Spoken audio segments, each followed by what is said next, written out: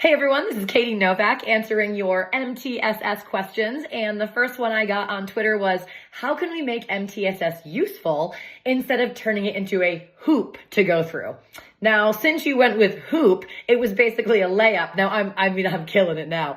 It's a layup to talk about my favorite analogy, which is how MTSS is kind of like the game of basketball. Because a lot of people talk about MTSS as if it is a verb. They'll say, oh, we're already doing MTSS or we're MTSSing. MTSS is not a verb, it is a noun. It is something that we are looking to build. We want to build a system where all students can be included and they're getting what they need, recognizing that some students are going to need additional targeted support, acceleration, lots of those things. So when we're talking about the game of basketball, we know there's lots of different skills. You know, Larry Bird, who's one of my all-time faves, I'm a Boston girl.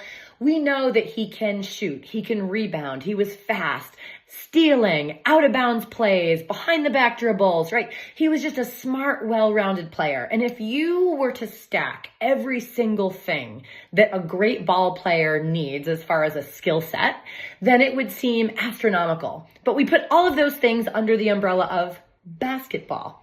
Now, I want you to take all of the work that you're doing in your districts, building new schedules, adopting high quality instructional materials, working with families in the community, making sure that our classrooms provide first best instruction, and then also providing additional support as necessary. All of this falls under the umbrella of MTSS. So MTSS is not something that we do. It's not a hoop that we have to jump through, but rather it's something that we are looking to build so all educators and all students get what they need when they need it.